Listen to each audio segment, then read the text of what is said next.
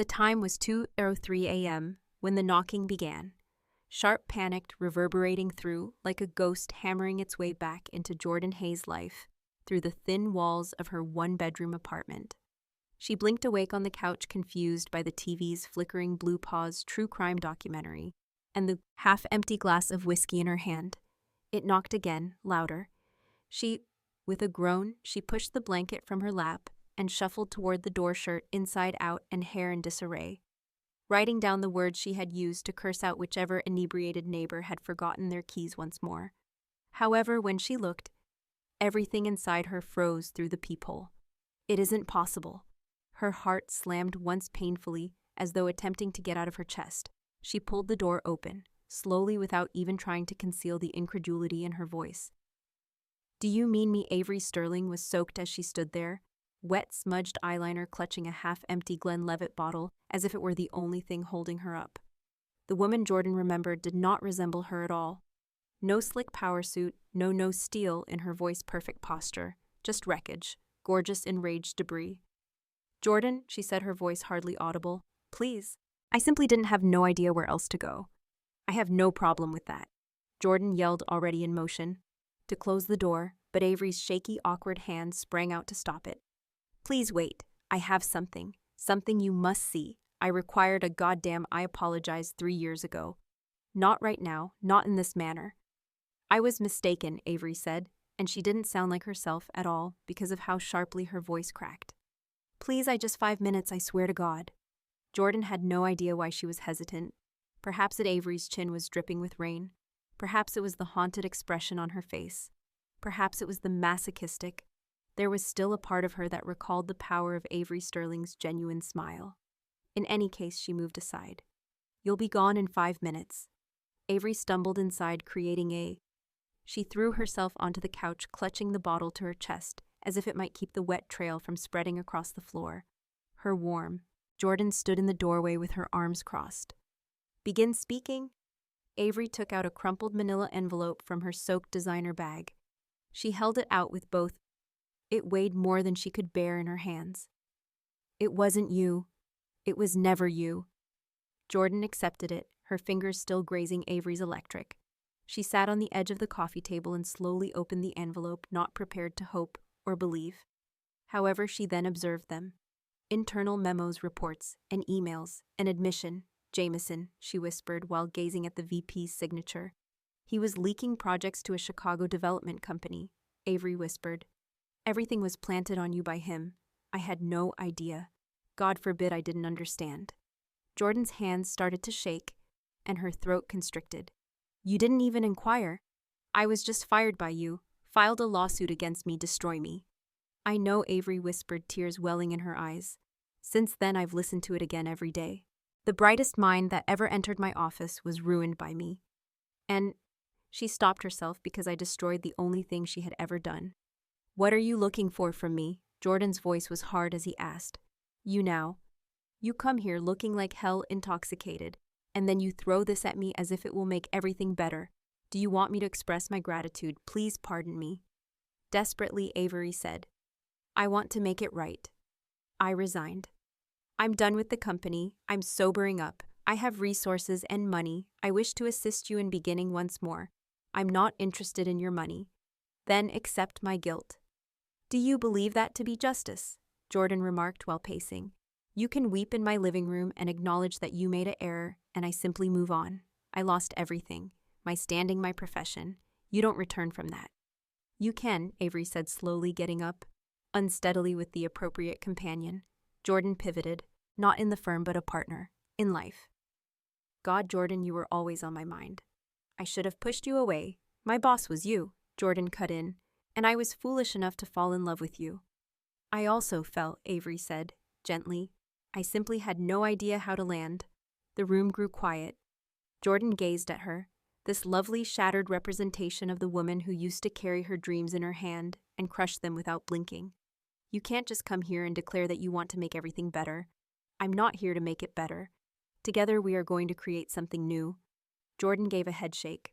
"You ruined me. Then allow me to assist you in rebuilding."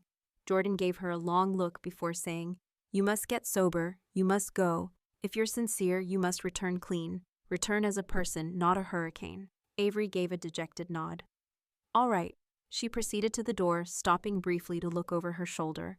I continued to dream about the things we were never able to construct. Jordan remained silent.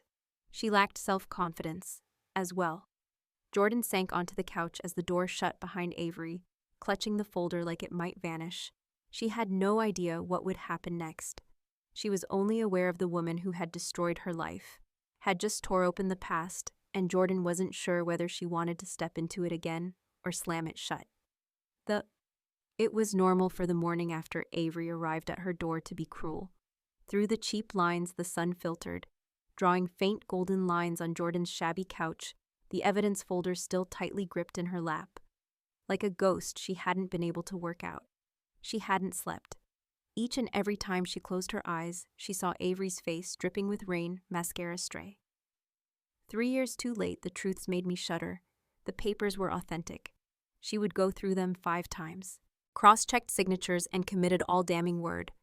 The leak had been planned by Jameson. The evidence had been planted by him. He ruined. Avery had allowed him to do so. Jordan muttered angrily, "You didn't even ask," into the peaceful apartment. Her hands were still shaking as she forced herself off the couch and made coffee. The aroma reminded her of the Sterling office's mornings. She would sip her latte during those first peaceful hours before the city erupted, and for fun draw concepts on napkins. She had dreamed about her future back then, like a blueprint with lines that are clear and straight, plans that are carried out with control and ambition. Her mornings now smelled of cheap roast and regret. Marcus showed up, noon. As usual, he opened the door, balancing 2 brown paper bags, and when he saw Jordan, he raised an eyebrow. Still dressed from the previous evening. Either you had a nervous breakdown or you had a great hookup. Jordan didn't raise his head from... She hadn't touched the coffee. She returned. All she did was who she was. Had to say. Marcus stopped. No, weeping and intoxicated at 2 a.m, with evidence that I wasn't guilty. Evidence. Jordan gave the folder to him. He lost it. Threw it, brows low, jaw tightening. Oh no, told you, now what I kicked. Let her go. She didn't respond after that. Rather, she simply turned on the faucet. To create sound in the space. Marcus whispered, "You still love her," Jordan sneered. "I despise her. You detest her actions. That isn't the same thing." She spun to confront him. "She ruined me. She is now attempting to put things right. She didn't waltz and she didn't get to waltz in here. She staggered, you said." Marcus approached her and gave her a bag of fries. After eating something, yell at a wall, then make a choice. Make a decision. Whether you're prepared to halt the bleeding and begin construction. Jordan returned to the bar that evening. She needed a firm grasp so she could work while trembling. The closest she got was chatting with regulars, cleaning counters, and making cocktails. However, Avery remained there like smoke. She pictured herself sitting at the end of the bar, her eyes beseeching, her coat soaked. She pictured her scent in the air, the dipping of her voice as she called Jordan's name. She over-envisioned. At midnight, she couldn't stand it. She sent Avery a 2-word text. "Are you sober?" The response arrived quicker than anticipated. "Indeed. May I stop by, Jordan?" Gazed at the display for a long time before typing. "Tomorrow, sober, punctual. I'll be." She pretended that the thump in her chest was simply the jukebox's bass for the remainder of her shift. 6:00 p.m. the following day. Sharp Avery showed up. Just a gray sweater, dark jeans, and a face washed clean. She had a natural human and lovely appearance. Jordan unlocked the door, silently. Avery entered and gave her a folder. "I want you to have everything, including the originals." I handed copies to my lawyer. "I will be going public with this." Jordan blinked. What a statement to the media. "I apologize completely, complete admission, just the facts, no PR gimmicks, no face saving. Why, since you are deserving of name back, and I'm worthy of facing the consequences of my actions." Jordan gazed at her. "You actually resigned last week and the business simply fired you. They pleaded with me not to. However, it was no longer mine. Not after what I allowed to occur. You served as the CEO." Jordan uttered those words. "The company was you." "No," Avery muttered. "The future was you, and I ruined it." Jordan did not respond. She had no idea how. Consequently, she pointed to the couch. "Take a seat." Avery proceeded cautiously as if she were scared to break the silence. She was seated across from Jordan. Why now, since I was unable to no longer breathe? I could see your hands in every drawing article and structure I came across. I was also aware that I had stolen. I was unable to return it. However, I might be able to assist you in creating something else. You believe that I want your altruism? No. You seem to want your life. Jordan's throat constricted. And you believe, can I just start over? I'm not sure, Avery said. However, I'd like to try with you. You don't have my trust. I also don't trust myself. Not just yet.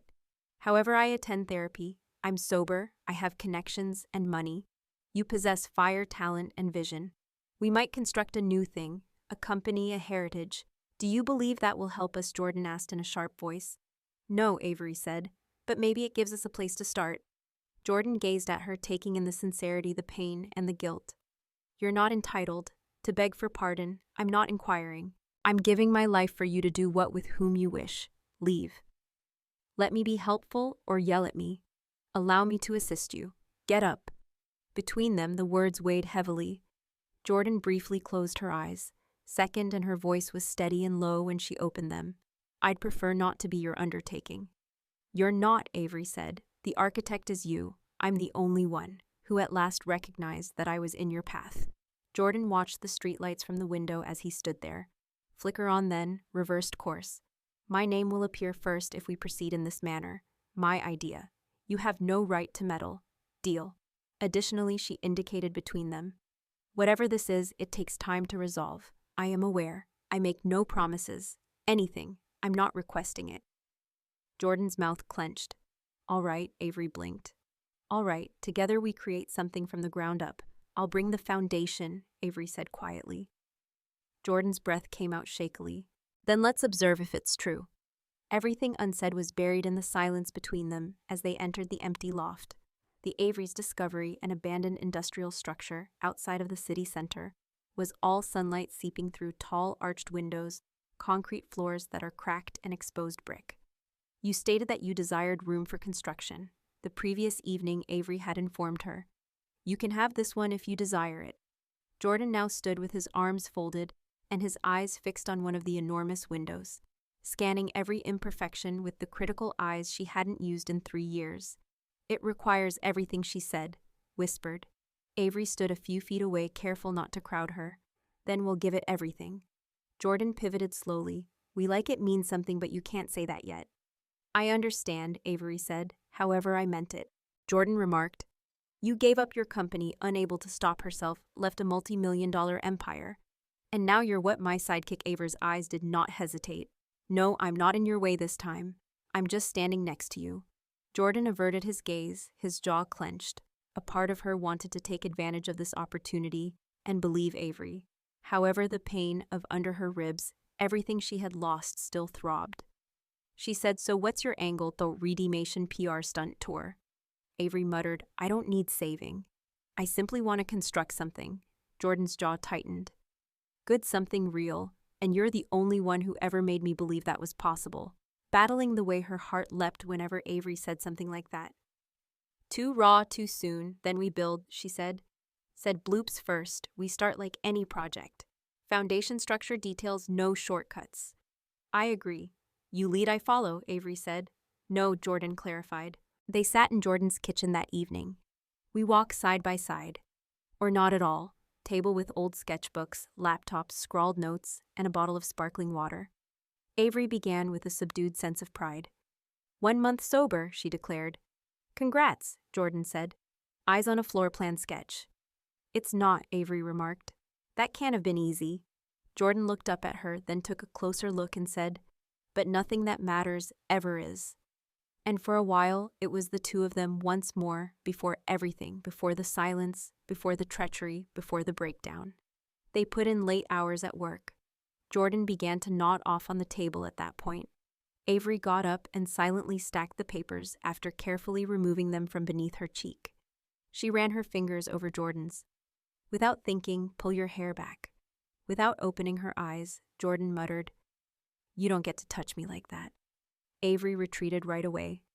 Jordan lifted and said, Sorry. You want this to work? Slowly moving her head. Avery remarked, "There never was a us." "Then don't confuse business with what used to be between us." Resentfully, "Not at all, not how I had hoped." Jordan's eyes blinked. "Whose was that the fault? Mine," Avery admitted. "Your boss was me. I allowed fear to rule me. Everything. I believed I could bury it."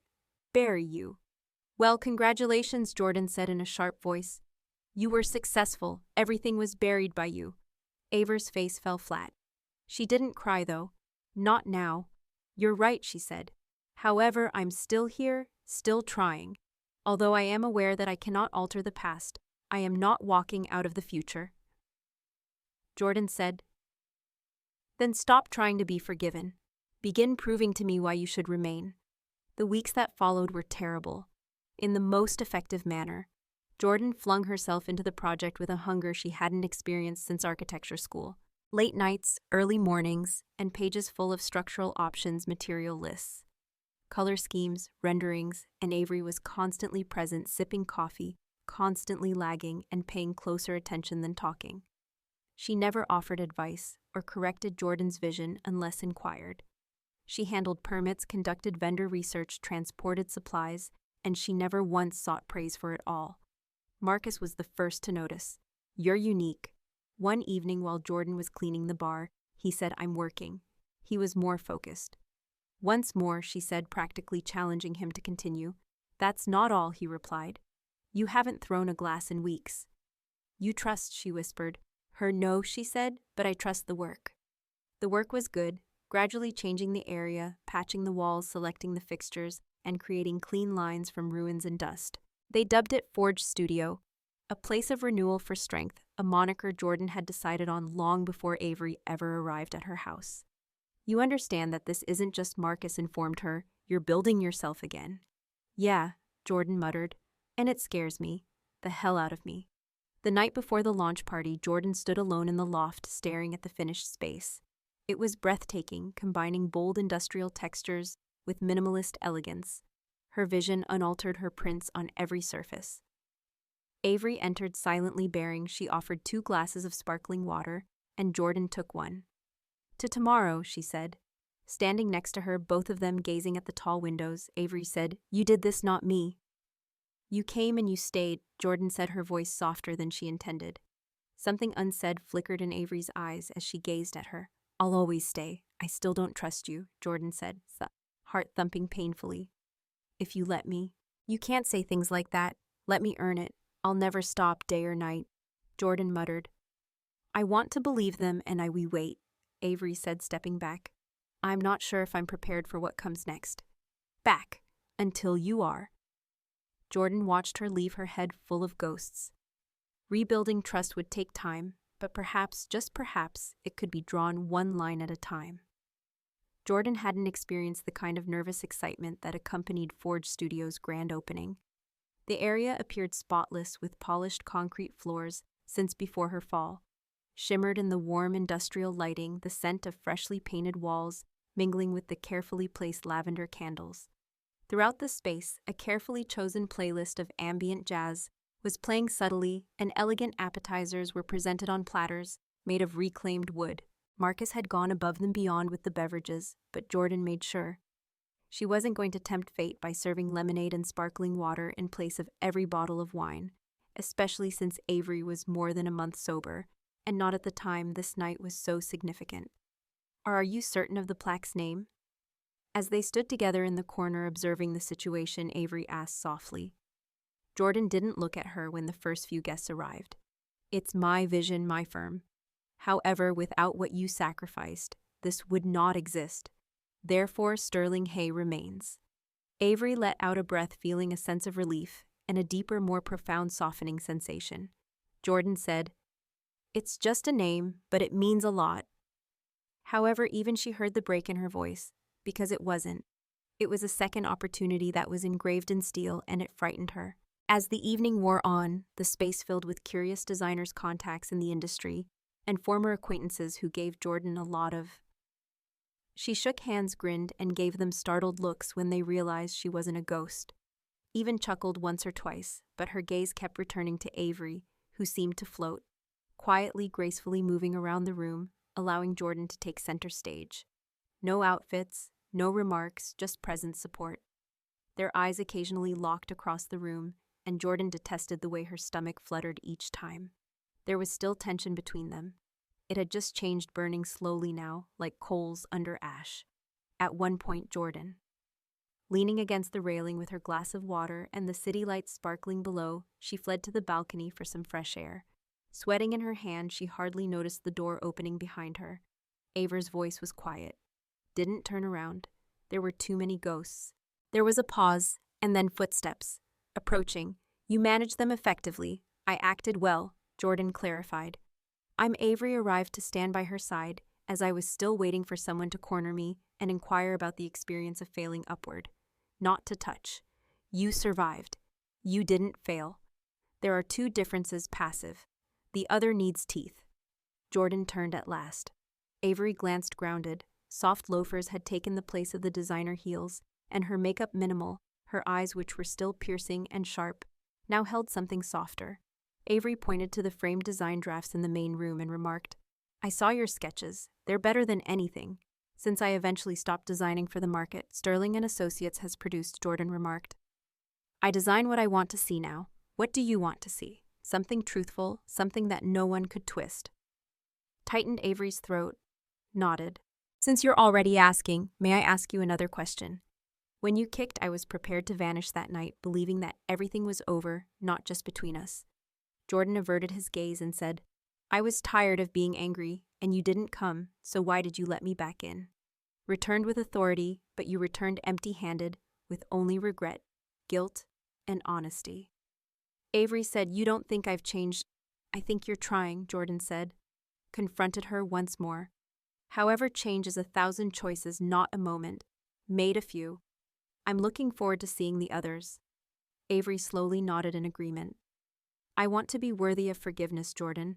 Forgiveness isn't the aim. The truth is, there was silence between them, but it was genuine and fragile rather than hostile.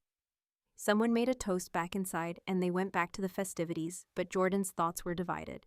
She was half in the room and half motionless on the balcony for hours. Later, when Marcus was locking up and the final visitor had departed, Jordan sat on with her heels off and a bottle of sparkling water between her knees.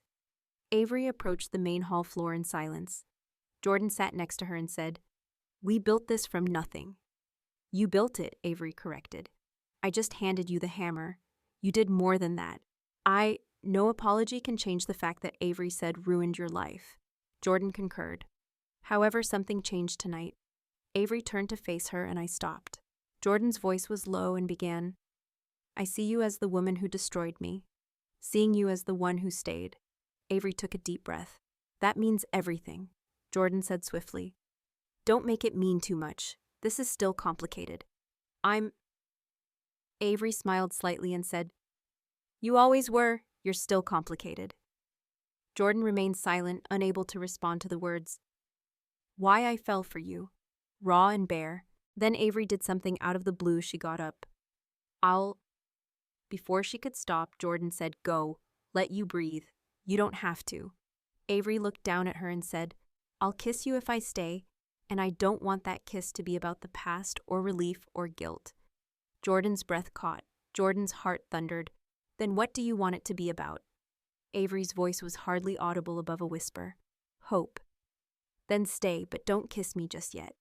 Avery nodded.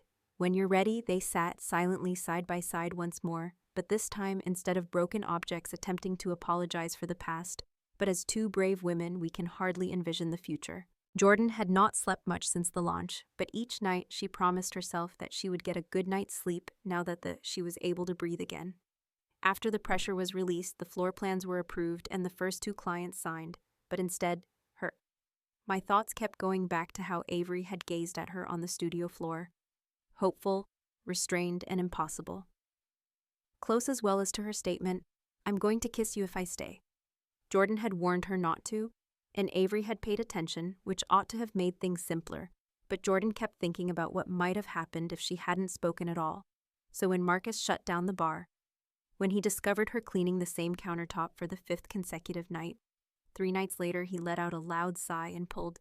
She said too quickly, You're scrubbing. All right, spit it out. I'm fine. That would like it owes you rent. What's going on? Jordan folded her arms and leaned against the bar. Avery hasn't made a move since the launch. Just work and smiles, no texts or hints. Marcus arched an eyebrow. Didn't you tell her not to kiss you? Yes, and now you're upset that she's observing her boundaries. I'm not angry, Jordan. Marcus snorted. You're scared and a little obsessed. I'm confused, she muttered. He said, softening, and you told her you were grateful therapist of the year. Jordan turned away. Needed time. She gave you time.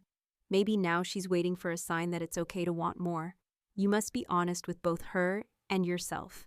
Later that evening, she sat in the studio by itself once more.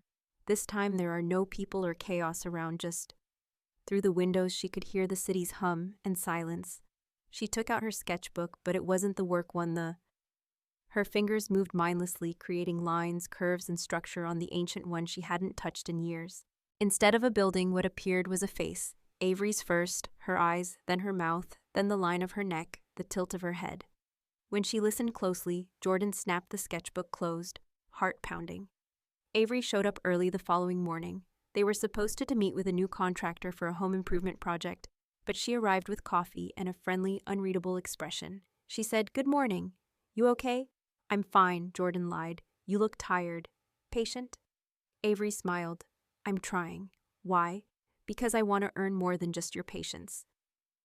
Jordan parted her lips, then shut them again. The contractor came, saving her from responding. The day flew by. Materials, samples, measurements, floor load calculations, and Avery remained quiet, helpful, and respectful, exactly where Jordan had indicated. By the end of the afternoon, Jordan was the one who was following her, rather than the other way around. Didn't realize it until they got back to the studio, and Avery was sitting on the couch, grinning, despite being tired. Avery remarked, "Different when you're on site." "You're fearless again." "I'm not fearless," Jordan said. Removing her boots, "I'm just too tired to overthink." "You're most yourself at that point." "You think you know who I am?" "I don't think I ever did," Avery said, but I want Jordan sat next to her, but not very close. "What would have happened if I hadn't stopped you that evening?" Avery gave her a close look. "I would have given you a slow, gentle kiss like I was scared to wake up because that night wasn't about guilt or lust or drama. We were alone without anything." Jordan's chest constricted. "Wanted you too." Avery blinked. "What I told her not to kiss me, but I didn't say I didn't want it." Avery took a sharp, silent breath. "Why stop it? Because I didn't want to confuse relief with love. Because I wasn't sure if I would later come to despise myself." "I wouldn't have. You said you would hate yourself after." Avery swallowed hard. Jordan turned her entire body toward her, hoping the kiss would symbolize hope. "What if I wanted it now?" "Are you sure no, Jordan?" "But I'm sure I want to stop pretending I don't think about it every goddamn second you're near me," she said candidly. Avery moved slowly. There were no abrupt movements or presumptions, just a slight lean. "I'm here," she said, her hand loose and open on the cushion between them. "You come to me," she whispered. And after a moment of hesitation, Jordan said, "Then too." The final inch of space was then crossed, and she kissed Avery quietly, without desperation, without explosive yet steady, making sure Avery didn't pull or move too quickly. She allowed Jordan to set the rhythm, the depth, and the pace, but the second. Something changed as Jordan's fingers curved into Avery's shirt hem. Avery leaned in as they made a tiny sound that was half sigh, half surrender, and half escape. It was simultaneously memory and freshness, just enough to intensify the kiss. It was 3 years of silence were broken to reveal something both beautiful and terrifying when they eventually pulled. Both were breathing more forcefully than they intended to while separated. "Are you still okay?" Avery Jordan nodded when he said, "I'm still not sure." "That's okay." "But I didn't hate it." Avery smiled. "I didn't either." Jordan stood. "I need air. I'll stay here." "All right." She went back to the balcony. The city was the same. However, she had, or perhaps she was just beginning to reestablish herself. "You left," and Avery was still sitting on the couch with her sketchbook when she came back. "You only looked at one page, just me." Jordan felt heat rise up her neck. Avery smiled, but she didn't put the book down. "You drew me like I drew you, like someone I've been thinking about ever since." Avery looked into her eyes. "Then perhaps we actually are constructing something." Jordan folded her arms. Although it's early, they sat in silence as Avery said, "The foundation is good. Don't jinx it. Never." Once more, but this time there were only two women, and neither of them was confused. Jordan woke up knowing that they were both scarred and that what they had begun was no longer relevant to business. The following morning she was still tasting the kiss, but it wasn't just in her mouth, it was also in her skin and chest. Unconsciously, fingers curled as if recalling the one kiss that had occurred between them on Avery's shirt. Measured cautiously, but something had changed, and she sat up in fear. Avery hadn't stayed the night, and she left quietly after Jordan, still stiff from the uncomfortable sleep position on the couch, returned from the balcony, offering nothing more than a soft smile and a quiet, "Call me if you need me, Jordan." The studio buzzed, but she hadn't responded, not prepared for what necessity might entail. The remainder of the week, a meeting with a city inspector who appeared intent on finding Jordan, threw herself into it all like a woman, holding on to every pipe and seal in the renovated building. Structure because recalling the tenderness in Avery's. It was recalling that kiss and wondering what would happen next when she said, "I'm here." Marcus discovered her on Thursday, scribbling floor plans on napkins while hunched over a table at the rear of the bar during prep hour. "So this is what love as it appears right now." He put down 2 shots of espresso and asked. Jordan didn't even look up. "About 4 days later, you're still drawing what was once a kiss." "I'm drawing a mezzanine layout, not her." "Of course you are. And that." The slope of her jaw isn't the curve in the upper right. Jordan scowled. "Do you want these tables wiped or not?" The Marcus smiled and said, "Boss, at least here." Jordan looked at the napkin once more. It looked exactly like Avery. Damn it. Later that evening, Avery texted her. Jordan stared at the screen for too long, then typed hardly at all, still breathing. 3 dots then. "Want backup. City inspectors are a nightmare." Tomorrow Jordan paused and she instinctively said no, not because Avery wouldn't help, but because Jordan's whole nervous system lit up when she was around. She typed yes. 900 a.m. At 8:55 the following morning, Avery was already there with her hair tied up and a simple outfit. With a clipboard in hand and a resolve in her eyes that Jordan hadn't seen in years, they collaborated through coordinated, smooth, and effective throughout the inspection. It seemed as though they had the same internal rhythm. After complaining but approving everything, the inspector eventually departed. Jordan exhaled a sound that was too close to a laugh. "We did it," she said. "You did it," Avery clarified. "I simply followed your example. You did it more effectively than anyone else would have." Avery gave her a serious look at that moment. "Because I think Jordan swallowed hard even after you fired me. You always have." Avery specifically stated at that time, "Because firing you was the biggest mistake I've ever created, and I was aware of it as soon as the door shut behind you." Jordan's defenses loosened a little, but why? "Because I was too arrogant, too scared of being incorrect." And Jordan's breath caught as she said, "I couldn't stop thinking about you personally, because I'm too afraid of what that means." "You were never just another employee," Avery went on. "It was you who gave me the impression that I wasn't merely existing, discovering a different definition of success." Jordan took a step back. "It's unfair. The past cannot be changed." "I'm not," Avery said. "Just telling you why I continue to appear now." There was a long pause. Jordan pushed her trembling hands into her pockets. "I don't know what I'm doing." "Neither do I," Avery said. "However, I would rather work it out with you than continue to act as though I'm all right without you." Jordan gazed at the ceiling as if it might give her a response. "We are unable to return," Avery said. "I don't want to go back. I wish to construct something new." Jordan was pacing restlessly in her apartment that night. At 10:17 p.m. Before she could talk herself out of it, she reached for her phone and sent the message. "Come on over. Have no expectations." 20 minutes. Avery arrived at the door later, hair down, jeans and a sweater, no makeup the same. She always carried a bottle of sparkling water. "Hello," she said. "Hello," Jordan answered. She moved out of the way. Avery came in. For a while they simply stood. Jordan then asked Avery, "Do you remember the project we were pitching before everything went to hell?" Gave a nod. "The shelter for women. The one you created, which features skylights in each common area and a circular entry garden. It was the project I liked the most." "Mine too," Avery said. However, the board turned it down. Jordan whispered that it was too ambitious. It was too feminine what they meant. Avery grinned. It was brilliant. I kept thinking about it. Jordan folded her arms. What if we actually build it now, using the funds? Avery's eyes widened as she heard that you still had the name we rebuilt. Are you serious? Jordan said. I don't want your apology.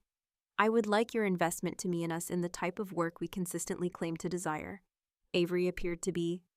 For a moment she was unable to breathe. I will, anything you require. Additionally, in exchange, Jordan said, taking a step forward.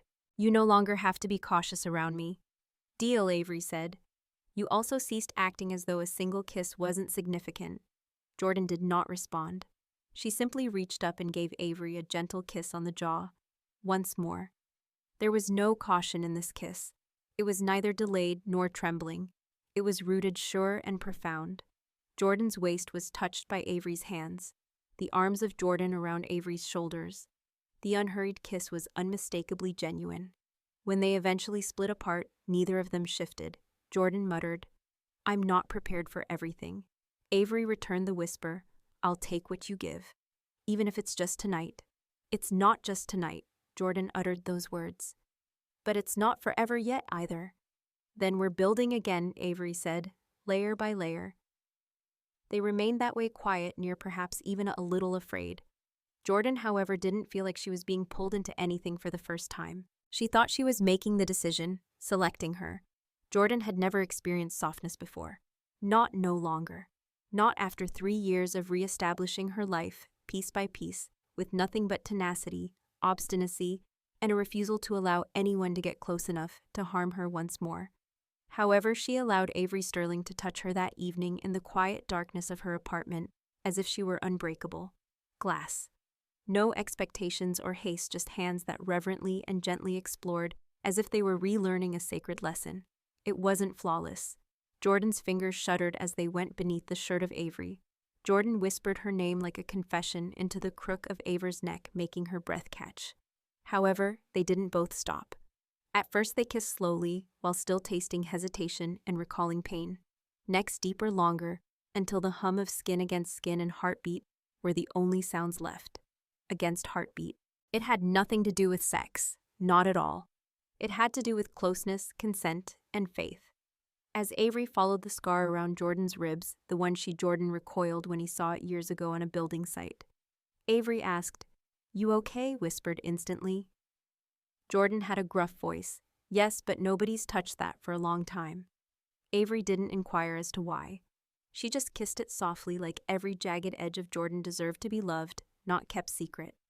When they eventually passed out next to one another, wrapped in blankets, and in silence, Jordan became aware of something horrifying as he gazed at the ceiling. She didn't feel taken advantage of. She was not feeling embarrassed. The scariest thing was that she felt wanted and seen. You still... Avery whispered, her voice raspy from kisses and confessions. Are you awake? Jordan looked at her and asked. Barely. Avery nodded and asked. You good? Better than good, just trying not to butt it up. You didn't. Not yet, Jordan said with a slight smile. With her hair disheveled, her lips swollen, and her eyes a little too big. Jordan rolled onto her side and studied Avery in the dim light. Bright, now what? We continue to breathe, Avery said. Continue to make decisions. She didn't have to respond, so Jordan didn't. The following morning, their silence was different, not heavy, just hesitant. Avery folded the blanket they had used. Jordan brewed coffee. Didn't linger, didn't kiss, and didn't say, I'll see you when Avery leaves. You soon. She simply touched Jordan's hand and left the room as if she had been there 1,000 times. Because nothing about this was familiar, it was the familiarity that threw Jordan off balance more than anything else. Desired to return to certainty, to work schedules and sketches, but her body recalled everything. Jordan found herself sketching once more that afternoon as she went over blueprints, not buildings, not structures, only hair-curling lines and eyes that resembled someone's didn't want to acknowledge was now occupying space in her chest. Marcus saw it. Naturally, he did. You appear to be a woman. Jordan rolled her eyes. It was one night, he said, leaning on the bar, who's either in love or in denial. How many nights have you spent staring at nothing while wearing that expression? It seems like you're afraid. Possibly be content. Jordan put down her pen. It's not that easy. No, but Jordan detested how accurate he was. Sometimes simple is just another word for honest. Was. So she did what she always did. She worked hard. She pulled a full night at the studio, completely revamped a client layout, and made an effort to avoid looking at her phone. She continued until 200 a.m. every 10 minutes. "Are you awake?" At last she sent a text. "When it comes to you, Avery always answers right away." Jordan gazed at the screen for a full minute before typing. "Will you please come over? I can't sleep." Avery arrived 15 minutes later, silent. Just warmth and an embrace this time. And when they lay down together once more, Jordan held her and buried her face in her arms without hurrying to touch her shoulder and inhaled. "I know," Jordan whispered. "This is dangerous. I continue to believe it isn't real." "Then I'll keep reminding you it is," Avery muttered. Every time you forget, Jordan simply closed her eyes and hoped the pain in her chest would go away without saying thank you, softer. The ensuing days were calm and well-balanced, not falling into a relationship right away. Avery visited more frequently, but neither of them mentioned it.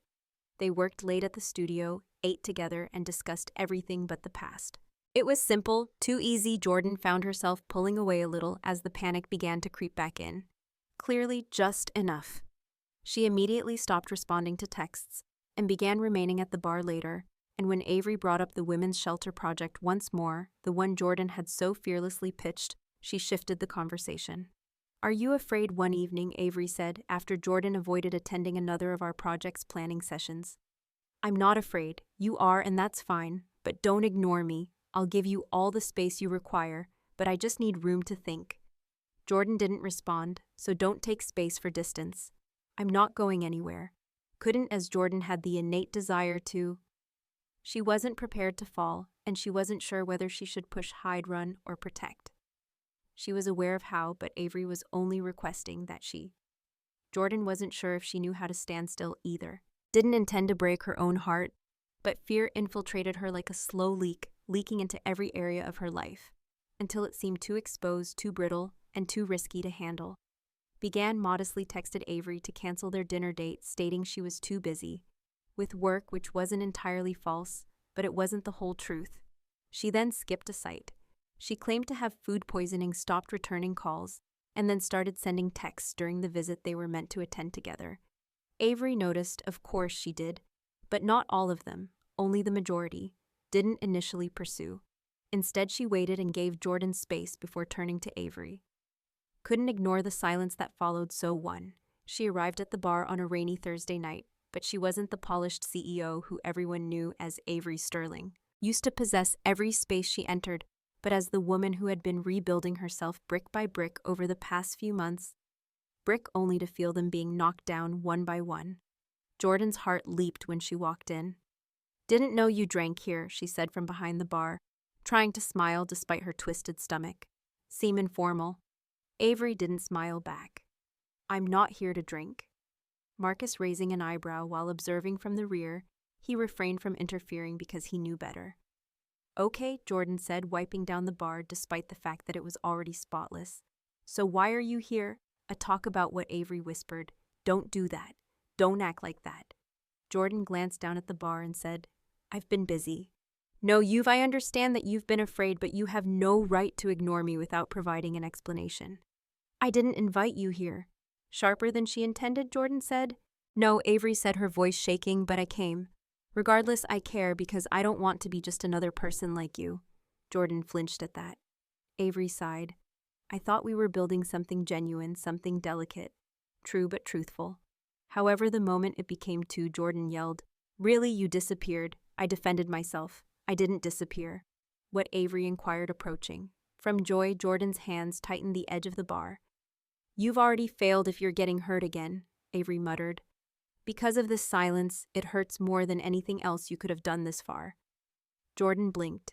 "Don't say that. Why not?" "It's true. I let you in." "I told you," Avery said, her eyes suddenly watering. "When you couldn't sleep, I held you and kissed you, as if you were the Jordan couldn't respond, and now you look at me as if I'm the threat. That was the only thing that felt real again. I didn't come here to beg. I came because my throat was too tight." Avery shook her head. "I'm not giving up on you, but I won't keep showing up to shut doors." If you want space, then go ahead and take it. But you know where to find me if you ever decide to stop running." She turned and left without a word. After standing motionless behind the bar for a while, Marcus approached silently, said nothing, and simply filled the coffee pot and stood next to her. At last, Jordan muttered, "I believe I simply destroyed the greatest thing I've ever experienced." Marcus poured her a cup and said without saying, "I told you so." "Then make it right. Go fix it if it's still important."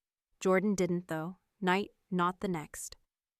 She lost herself in her work and blueprints and spreadsheets and emotionless meetings, but it all felt empty. She couldn't help but think of Avery's face when she walked out, the hope still flickering behind the hurt. On the fifth night, Jordan couldn't sleep. She pulling out her old sketchbook and flipping through it past the bridges, past the buildings, past Avery's gentle drawings. She halted at a blank page, gazed at it for a long moment, and then at last drew something she would never acknowledge creating. Not a face, not a building, but a house, small, airy, bright. A place she could have called home, a design she had once dreamed of realizing, came to her with a sick twist. She had a gut feeling she didn't want to build it alone, so the following morning she went to Avery's building and stood outside for 10 minutes, nearly made 3 U-turns before the door opened and Avery appeared. She stood with a messy bun, no makeup, and red-rimmed but sharp eyes. She froze. "I'm sorry," Jordan swallowed. There was silence, then Avery moved aside and Jordan came in, slowly. "I thought that pushing you away would keep me safe, but Avery crossed her arms and said, "I'm here now because I just hurt both of us. Want to stop making decisions out of fear." "What happened?" Jordan took a step closer. "You left, and I knew I didn't want you to," Avery sighed, shakily. "You know I was afraid too." "Of course I was." Jordan's voice broke as Avery said, "I just didn't run. Not this time.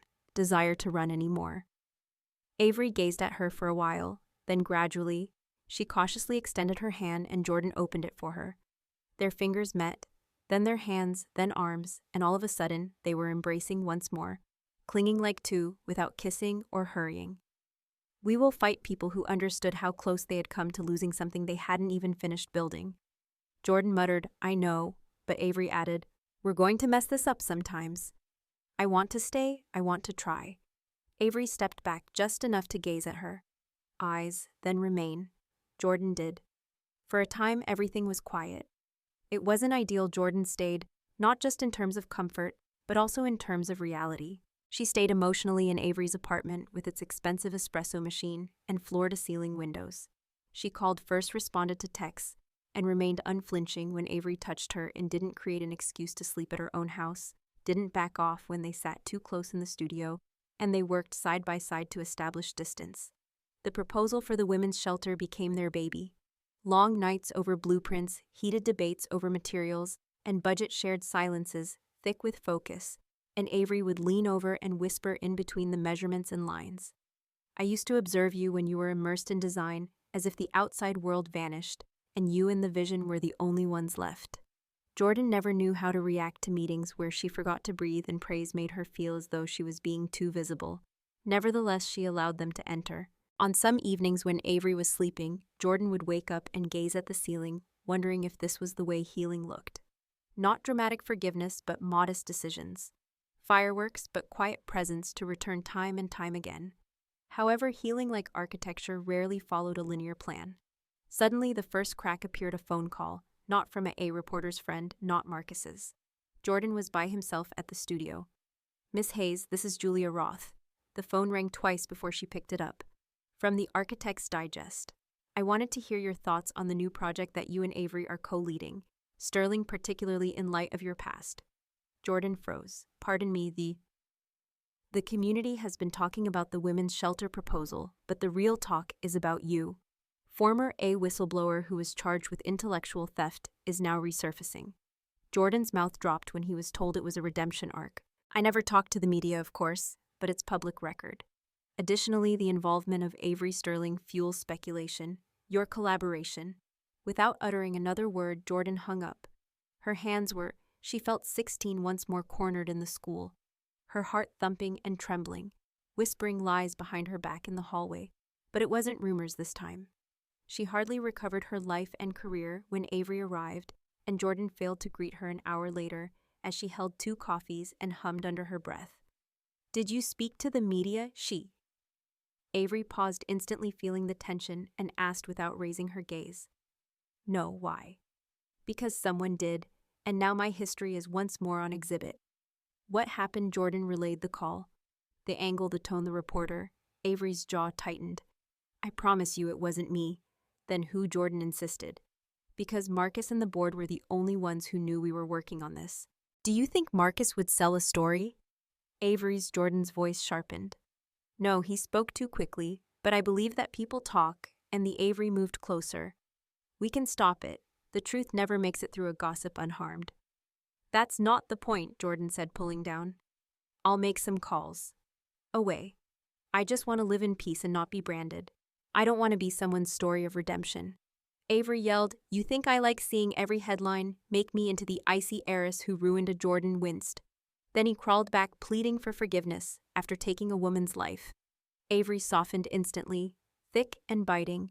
Jordan, I didn't mean yes. Jordan muttered, You did. Maybe you're right. Maybe this was dumb. Pretending that it wouldn't catch up to us while trying to construct something in the open. You're not pretending, Avery remarked. Jordan yelled, You're running again because I'm scared. Because every time something positive occurs, it disappears, burns, or betrays me. How about you? Everything that once destroyed me is centered around you, Avery. I can't pretend that's not the case. Avery's eyes were filled with tears, but her voice remained steady. After that, stop acting, but don't leave just yet. So far. Jordan's voice broke as she pressed her fingers to her eyes. Stay, not because it's necessary, but because I don't want to lose this. Or you. Simple because it's real. Because we're creating something unique, something significant. Jordan looked up, breath shallow. I need time. I'll give you all the time you... I won't stop showing up, though? Avery muttered, and she didn't. She didn't push or hover, but instead brought food to the studio the following week and left notes in Jordan's sketchbook. Jordan didn't answer. She just lived next to her, silent, steady, and there. Initially, but she discovered a sticky note in Avery's handwriting when she opened her sketchbook one evening. You design like someone who believes in magic, even when you don't. Jordan realized that at that moment. She was still afraid, but fear was no excuse to leave. Love, Ray, all love was never safe, but perhaps it was worth the chance. Jordan detested the cameras and the inquiries. Resented the sudden concern people showed now that the name Sterling Hayes was linked to something daring and noticeable, significant. 3 local news outlets and 1 national architecture magazine had featured the women's shelter design. Blog. Suddenly, Jordan emerged as the woman who had been the architect of redemption, the comeback queen, and wronged but came back stronger, smarter, and wiser. But nobody knew the truth. Not really. And with each article, each smiling photo, each reminder that she felt as though she was being written over again because her story was now included in someone else's headline. Isn't what I wanted, she uttered one evening while standing in the kitchenette of the office, her fingers shaking, around a ceramic mug. Avery stood next to her, keeping a wary eye on her. I understand. So why does it continue to occur? Because we created something significant and people notice it. That's not a crime, Jordan. It seems to be one. Avery folded her arms and leaned back against the counter. I is able to retreat. We can be more silent, refuse to be interviewed, let the work do the talking itself. Jordan's voice broke when that was no longer sufficient. As soon as when I'm the face of a narrative that I did not choose, the story takes precedence over the shelter, and we draw. Avery whispered the line, collectively. Jordan gave her a look. You say as if it were a pledge. Yes, it is, however. What if I am unable to fulfill my end of the bargain? Avery moved forward, removing the mug from Jordan's grasp and placing it on the table. Then we worked it out together. Jordan fought back tears. I'm not sure how to stop anticipating that everything will go wrong. Expectations don't have to end. Avery muttered. When it does, you simply must stop running. That evening, Jordan didn't get any rest. She was lying in bed, gazing up at the ceiling. Ava's breath was warm as her arm was wrapped around her waist, in opposition to Jordan's back. She also came to the realization that failure was not the thing that scared her the most. She had no desire to return to being by myself. No longer. She made minor decisions in the days that followed. She declined a TV interview. Together with Avery, she revised a press release so, It was all about the shelter. She didn't recoil when someone approached her during a meeting with city officials, brought up her past. She just fixed them and went on. Every time Avery stood next to her, silent, steady, and only listening, never speaking for her. Observing and assisting, followed by the board review and a final presentation to the nonprofit funding committee, which would make the final construction phase approval decision. It was the most important gathering of Jordan's reconstructed career. She also nearly skipped it the night before. In Avery's kitchen, she sat sweating palms and having trouble breathing. She muttered, "They'll ask about the case. They'll inquire as to why I was cleared. What went wrong, they'll want me to relive it." Avery knelt before of her. "Then tell them the truth, but don't make them feel ashamed. Instead, give them your strength. I'm not strong." "Left," Avery said, "then borrow mine. Take it all."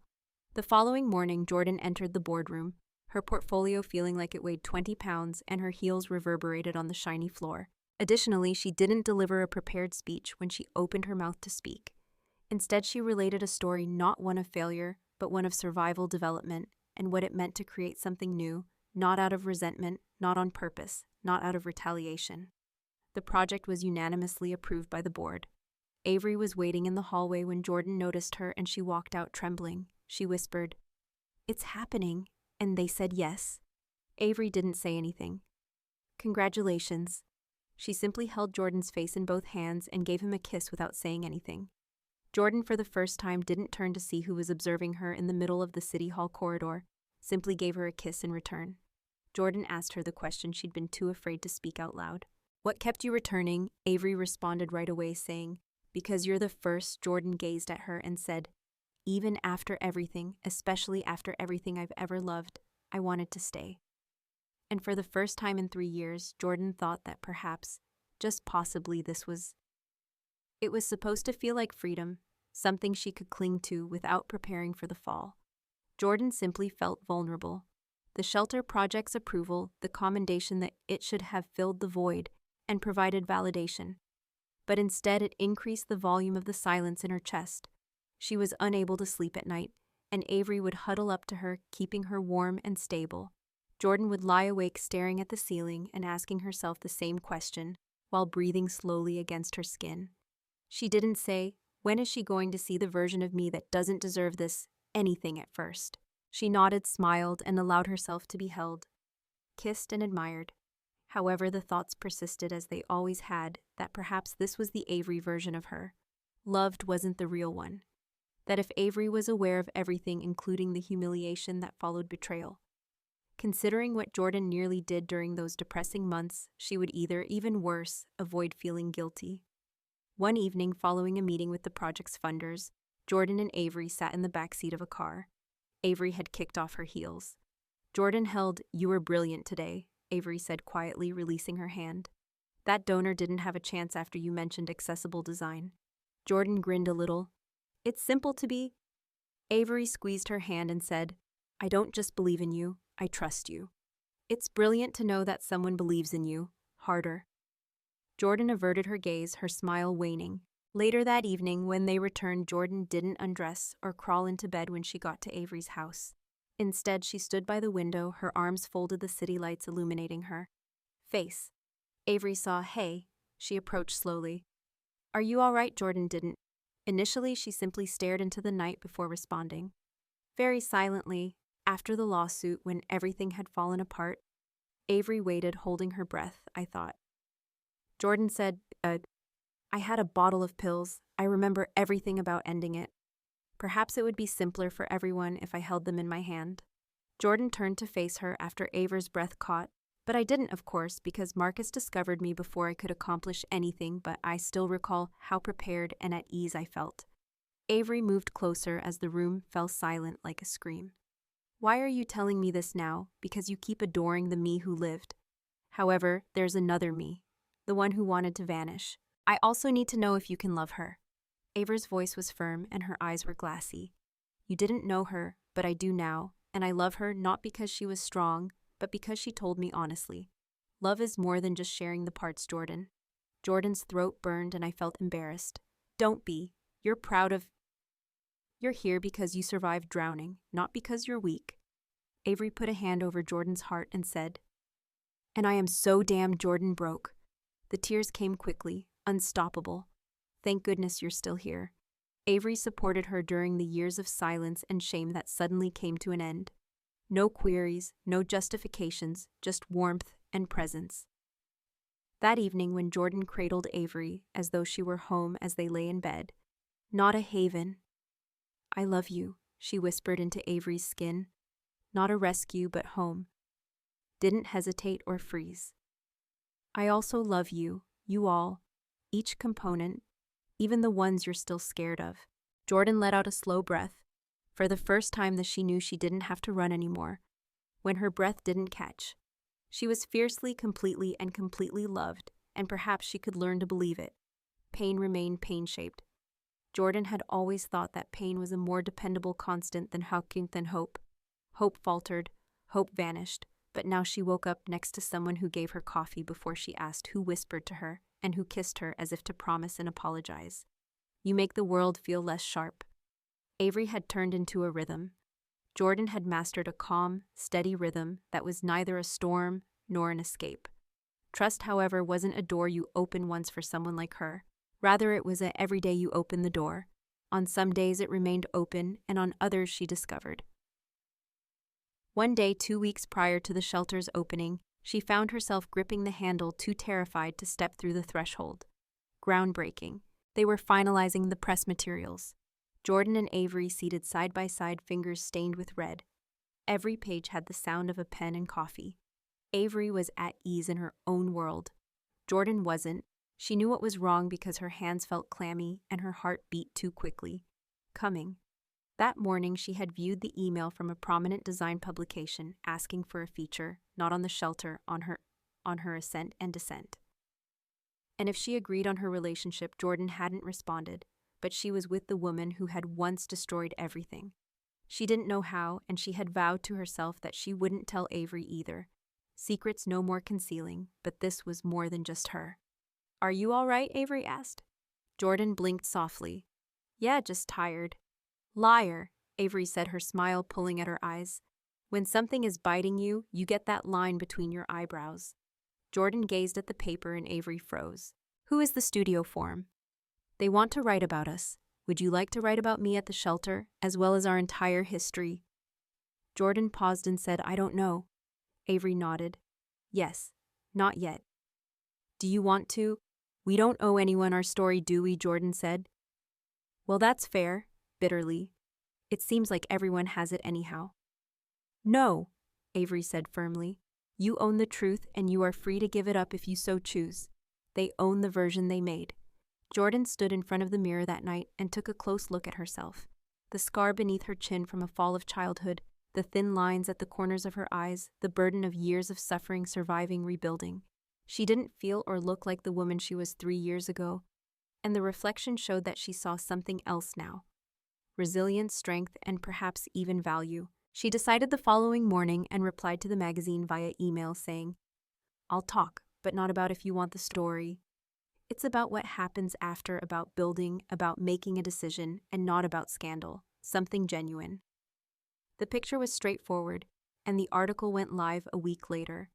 With a rolled blueprint in one hand and a tucked in the other, Jordan stands on the vacant lot where the shelter will be constructed. Into her coat pocket, and beside her Avery. No titles, no pose, just two women standing next to each other. The article's main focus was architecture, on envisioning the shelter as a dignified and purposefully designed home. The author used a quote from Jordan in the last paragraph. Some things break. Sometimes it's your reputation, your faith in other people, or your own heart. However, what you decide to build is more important than what broke. Following the article's viral success, however, for once the attention didn't feel like exposure. It felt like truth. That night, Jordan and with 2 glasses of wine in hand, Avery sat on their building's rooftop as the city below glowed. You did. Jordan leaned into her shoulder and said, we did. Avery kissed her hair. I've been meaning to ask you something. Would you be interested in formally moving in together, like completely? No. More running back and forth, only one location instead of 2. Jordan froze, not in amazement. In terror, she turned to face Avery. Are you certain I'm not always? Avery grinned and said, easy. Neither am I, but we get along well and I want a life. Jordan felt her heart tighten and then relax. All right with you, a real one. Jordan nodded and Avery whispered, all right, let's construct something that lasts. Avery leaned in and kissed her slow, certain, the kind of kiss that tasted like the future. Jordan finally allowed herself to believe as they held each other beneath the silent stars. Perhaps good. Perhaps she didn't have to continue surviving. Perhaps she could begin to live. The groundbreaking ceremony was tiny by design, with only the board, the donors, and a few cameras, and no press. Jordan stood at the edge of the vacant lot, hard hat in hand, surrounded by community partners and the two women who had made it possible. The city hummed outside of them, but in this space, everything seemed to be motionless. Avery was standing next to her with a tiny silver shovel engraved with a shelter's future name. The foundation project a nod to both architecture and something more profound, the notion that with solid foundations, lives like buildings can be rebuilt. The mayor spoke briefly, and Jordan hardly heard the applause from a few donors. Marcus's gaze kept darting around the crowd, settling on faces she recognized, grinning. A few of her former co-workers at the company, including her mother, subtly holding a cup of lukewarm coffee, while standing close to the back blinking as though she was still in shock that her daughter was the one in charge of this. Jordan's hands and voice didn't shake when she spoke for a few seconds. Crack. She discussed the project, including design principles, accessibility, and the use of space to convey dignity. But then she said something else. 3 years ago, she began. I lost everything. I believed my story ended with my name, my job, and my future, but what? Since then, I've discovered that sometimes the conclusion is simply the beginning of a better story. Occasionally, the person you believe to have destroyed your life ends up teaching you how to live. Didn't need to look at Avery because she could sense her presence there. Firm, stable home. Following the ceremony as the audience dispersed, and she was shaken by others. Avery trailed behind Jordan as he strolled to the far end of the lot, grinning and holding hands. Jordan whispered, that was a lot. You were smart. I'm not sure about brilliant. No. Because you just brought tears to the eyes of 3 grown men, Avery said. Jordan turned to her, laughing heartily, and Marcus had to act as though he had something in his eye. I still occasionally wake up wondering if I dreamed this whole thing or if I'll wake up and discover who I am. With a bottle of whiskey and a pile of rejection letters in that 1-bedroom apartment, I was too afraid to. Avery took her hand and said, this is real, we're real. Jordan glanced down at their hands. I used to think you were the worst thing that ever happened to me. Avery didn't flinch. I know. And now you might be the best, I thought. Jordan swallowed. Avery's fingers clenched. Don't deserve that title, but I'm going to spend the rest of my life trying to be worthy of it. Jordan leaned in. Then I already do. Perhaps you'll let me try to believe I deserve you for the rest of my life. Avery grinned. Deep anchored, a seal, a promise. Kiss, then not tentatively, not softly. That night, Jordan pretended that Avery was cooking awfully back at their apartment.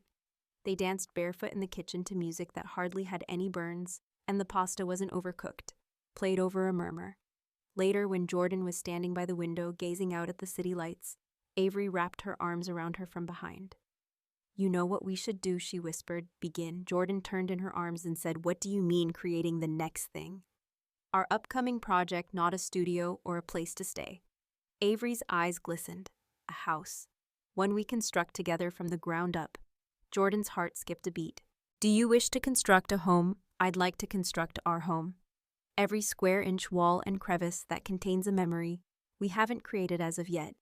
Jordan gave her a long, slow kiss. Let's begin drawing after that. Additionally, they did. Days, nights, mornings entangled in sheets, and more than just blueprints. Dreams changed, fights, resolved, dinners burned. Jordan ceased to awaken. Fearful, she began to awaken with gratitude. The past did not vanish, but it ceased leaking into her current situation, and she constructed something better in its stead. Real, but not flawless. Additionally, one Jordan grinned at the life in the morning as sunlight streamed across her drafting table, and Avery hummed in the kitchen. She picked up her pencil and started over something she never would have imagined doing. If you liked this content and would like to show your support for the channel, please click the thank you button below. It's the one with this $sign and heart icon. You can directly contribute to the channel with super thanks, which enables me to continue making amazing videos for you.